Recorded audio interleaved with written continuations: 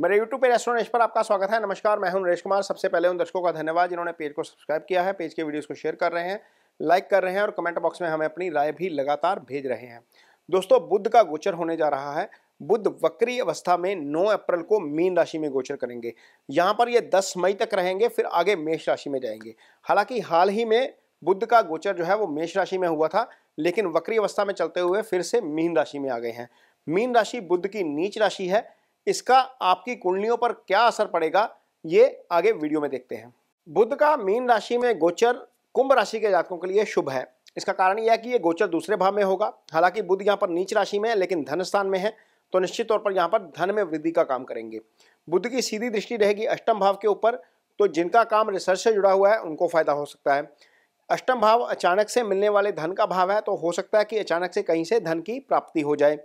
बुध की जो है मिथुन राशि आपकी कुंडली में पंचम भाव में आती है, जो अगेन इजी गेन्स का भाव है। वहां से हो सकता है कि आपको कहीं ना कहीं से इजी गेन मिल जाए। पांचवा भाव बुद्धि विवेक का भाव है, तो इस दौरान आप फैसले जो हैं वो बुद्धि और विवेक के साथ लेंगे। इसके साथ ही आपको संतान पक्ष से भी अच्छी खबर सुनने को मिल सकती है। बुध का मीन राशि में गोचर धनु राशि के जातकों के लिए अच्छा है, क्योंकि ये गोचर आपकी कुंडली में चौथे भाव में होगा। चौथा भाव सुख स्थान होता है, चौथा भाव आपकी माँ का भाव होता है, चौथा भाव आपका स्टेट ऑफ माइंड होता है। यहाँ पर बुध का गोचर होना आपके लिए अच्छा है, और आपको हो सकता है कि इस अवधि के दौरान आप नई प्रॉपर्टी बनाएं, नई एसेट खरीदें। बुध की दृष्टि यहाँ पर आपकी कुंडली में दशम भाव के ऊपर रहेगी। कारोबार में भी वृद्धि का योग बनता है, क्योंकि यहाँ पर बुध की एक राशि आपकी जो कन्या राशि है वो आपके दशम भाव में ही है। तो दशम भाव को प्रोटेक्ट कर रहे हैं, अपने ही भाव को प्रोटेक्ट कर रहे हैं, तो कारोबार में वृद्धि हो सकती है। कार्यस्थल पर आपका डोमिनेंस बढ़ सकता है, आपका प्रभाव बढ़ सकता है। बुध का मीन राशि में गोचर तुला राशि के जातकों के लिए अच्छा है। तुला राशि के जातकों के लिए गोचर छठे भाव में होगा। छठा भाव रोग ऋण शत्रु का भाव होता है।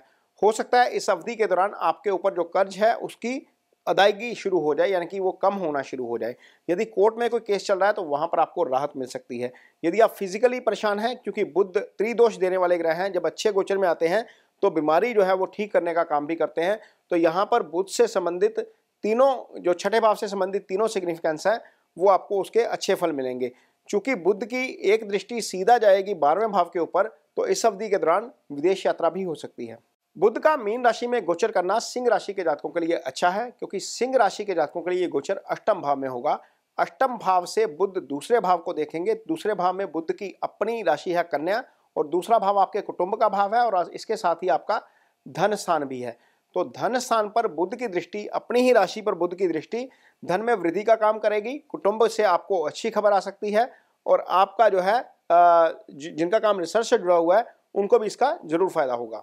बुध का मीन राशि से गोचर करना मिथुन राशि के जातकों के लिए अच्छा है। इसका कारण यह है कि यहाँ पर यह गोचर 10वें भाव में होगा। 10वें भाव में जब बुध गोचर करेंगे तो सीधी दृष्टि देंगे चौथे भाव को। यह आपका सुख स्थान है, आपका पीस ऑफ माइंड है, आपकी माँ का भाव है। तो माँ की हेल्थ को लेकर आपको अच्छी खबर मिल सकती है।